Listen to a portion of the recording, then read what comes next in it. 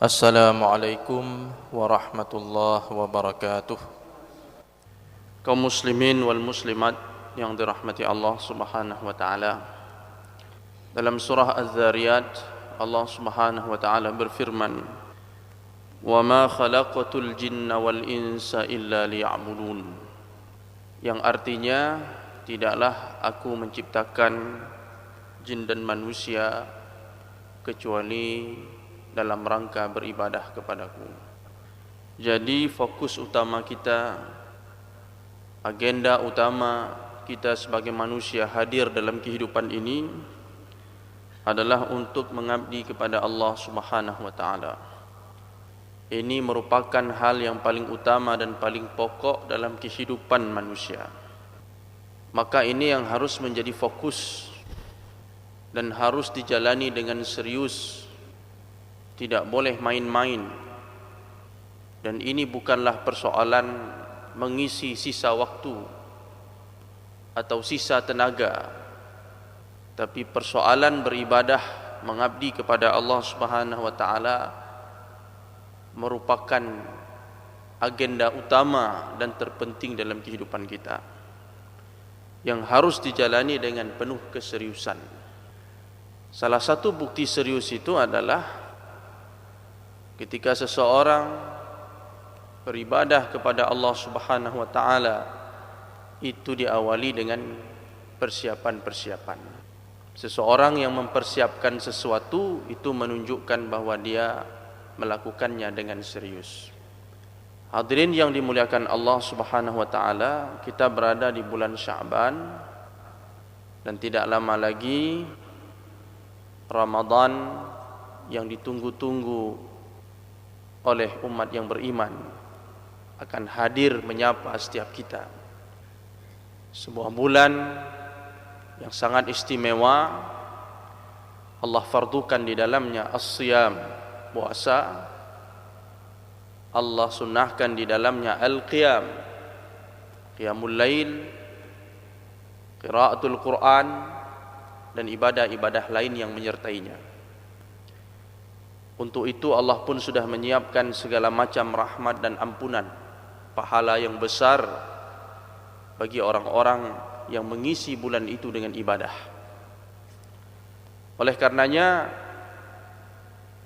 memasuki bulan Ramadan tanpa persiapan ini akan membuat seseorang mendapatkan kerugian yang besar. Bulan semulia Ramadan yang kebaikannya begitu melimpah tidak bisa dimasuki begitu saja tanpa isti'adat, tanpa ada persiapan-persiapan. Apa saja yang perlu kita lakukan menghadapi Ramadan itu? Yang pertama adalah persiapan ilmu. Mari sama-sama kita membuka kembali, membaca kembali fiqhus siyam, fikih tentang puasa itu. Karena di situ ada ketentuan-ketentuan yang harus kita patuhi. Ada rambu-rambu yang harus kita indahkan agar puasa kita, ibadah kita di bulan Ramadan itu diterima oleh Allah Subhanahu wa taala. Apa rukun-rukunnya, apa sunnah-sunnahnya, apa adab-adabnya, itu kita pelajari. Ada fikihnya. Kalau haji ada manasiknya, siam itu juga ada fikihnya yang harus kita ketahui. Apa hikmah-hikmah dari ibadah itu? Kita pelajari. Apa hal-hal yang membatalkan, baik membatalkan puasa itu sendiri atau membatalkan pahala puasa. Ada hal-hal yang harus kita hindari, pantangan-pantangannya itu, supaya kita tidak rugi menahan lapar dan dahaga. Ada kaedah-kaedah di dalam beribadah yang harus kita tahu.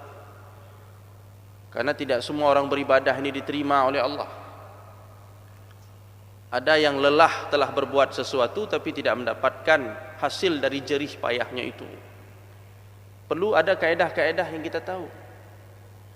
Yang kaedah itu dirumuskan dari Alkitab was Sunnah. Sebagai contoh, ada kaedah mengatakan begini.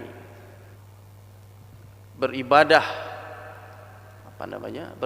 sesuai dengan sunnah walaupun sederhana itu jauh lebih baik daripada bersungguh-sungguh melakukan sesuatu yang tidak disunnahkan. Tidak ada dasar, tapi orang bersungguh-sungguh melakukannya, dia tidak akan mendapatkan apa-apa dari jerih payahnya itu. Lebih bagus kita sederhana tapi sesuai dengan sunnah, sederhana tapi sesuai dengan sunnah, daripada bersungguh-sungguh banyak tapi tidak ada penjelasannya dalam agama. Itu contoh kaidah. Kalau kita tidak tahu kaidah itu, kita asal mengerjakan saja, ya sudah tidak ada hasilnya. Kemudian ada kaidah-kaidah bagaimana melipat gandakan pahala ibadah itu.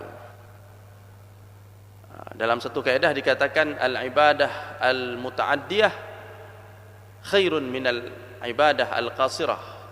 Ada ibadah yang efeknya itu bukan saja dirasakan oleh pelaku ibadah, tapi dirasakan oleh orang lain, itu lebih baik daripada ibadah yang manfaatnya hanya dirasakan oleh pelaku ibadah.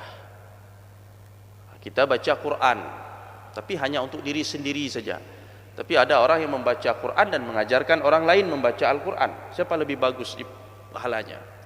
Tentu lebih bagus orang yang membaca Al-Quran dan mengajari orang lain, karena di situ ibadahnya muta'addiyah. Manfaat dari ibadah itu juga dirasakan oleh orang lain. Ya, jadi kaidah-kaidah seperti ini harus kita pahami. Ad-dallu ala khairin kafa'ilih. Itu diambil dari hadis Nabi sallallahu alaihi wasallam. Seseorang yang mengajak orang lain berbuat baik, maka dia sama seperti orang yang melakukannya. Ini juga menjadi kiat dalam kita beribadah di bulan Ramadan. Jangan sungkan-sungkan kita mengajak kepada kebaikan. Ketika kebaikan itu dilakukan oleh seseorang, maka kita juga mendapatkan bagian pahala dari orang yang melakukannya itu. Jadi bertambah banyaklah pahala ibadah yang kita dapatkan di bulan Ramadan. Kenapa? Karena kita tahu kiatnya, karena kita tahu kaedah-kaedahnya. Nah, ini semuanya masuk di dalam persiapan ilmu. Kemudian hadirin yang dimuliakan Allah Subhanahu wa taala, perlu ada latihan, ada riyadhah. Sebelum kita berpuasa di bulan Ramadan, melakukan qiyamul lail di bulan Ramadan, membaca Al-Quran di bulan Ramadan, sejak bulan Sya'ban bahkan sebelumnya sudah kita lakukan riyadhah, latihan-latihan itu. Ada puasa-puasa sunnah yang disyariatkan. Ibaratnya kalau orang ingin lomba maraton 10 km umpamanya, itu dia tidak bisa melakukannya dengan baik tanpa ada pemanasan, ada latihan-latihan sebelumnya. Maka beberapa bulan sebelum Ramadan sudah ada persiapan itu, sudah ada latihan-latihan itu untuk mengkondisikan jiwa kita, mengkondisikan badan kita, supaya pada saat kita berkompetisi di bulan Ramadan kita sudah siap. Ada puasa-puasa sunnah yang disyariatkan sebelum itu, qiyamul lail, terus dibiasakan membaca Al-Quran. Jadi tidak dengan serta-merta begitu pemerintah mengumumkan 1 Ramadan barulah di situ kita memulai. Ini nampaknya kegagalan, potensi kegagalan itu lebih besar. Kenapa? Karena kita melakukannya tanpa ada persiapan dan latihan. Hadirin yang dimuliakan Allah Subhanahu wa taala, qad aflaha man tazakka. Telah beruntung orang yang mensucikan dirinya. Di tempat ini saya pernah menyampaikan, salah satu ciri orang yang beruntung itu senantiasa mensucikan diri, membersihkan hatinya, jiwanya. Maka termasuk persiapan menghadapi Ramadan yang paling penting adalah membersihkan diri kita dulu, jiwa kita. Karena kemuliaan Ramadan itu tidak mungkin kita bisa raih dengan baik kalau jiwa kita kotor. Memasuki bulan Ramadan dengan jiwa yang kotor, ini peluang gagalnya lebih besar. Karena di bulan Ramadan itu butuh kepada kekhusyukan. Kita butuh khusyuk, dan ibadah yang diterima itu ibadah yang dilakukan dengan khusyuk. Sedangkan khusyuk itu munculnya, terpancarnya itu dari hati yang bersih, dari jiwa yang bersih. Orang yang jiwanya kotor mustahil akan khusyuk. Jadi jangan pernah bercerita tentang khusyuk kalau jiwa kita kotor. Kenapa jiwa kotor? Lidah tidak kita jaga, pandangan tidak kita jaga, makanan minuman haram masuk ke dalam tubuh ini. Ini akan membuat hati kita kotor, jiwa kita tidak suci. Dari jiwa yang kotor itu tidak akan mungkin terpancar kekhusyukan. Maka sebelum memasuki Ramadan, taubat kepada Allah Subhanahu wa taala supaya jiwa ini bersih. Dari jiwa yang bersih itu akan terpancar kekhusyukan. Di bulan Ramadan kita butuh keikhlasan. Ikhlas itu terpancar dari hati dan jiwa yang bersih. Maka bersihkan jiwa kita, akan terpancar keikhlasan. Akan terpancar kasih sayang. Sehingga di bulan Ramadan kita mau berbagi. Dari jiwa yang bersih akan terpancar kesungguhan, kesabaran, mujahadah.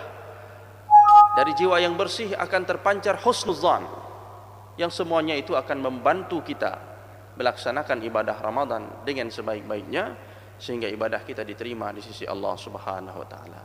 Demikian yang dapat kami sampaikan. Mudah-mudahan ini bisa menjadi semacam panduan kecil untuk kita menghadapi Ramadan yang akan datang. Demikian aqulu qauli hadza wa astaghfirullah li wa lakum. Subhanakallahumma wa bihamdik asyhadu an la ilaha illa anta nastaghfiruka wa natubu ilaik. Assalamualaikum warahmatullahi wabarakatuh.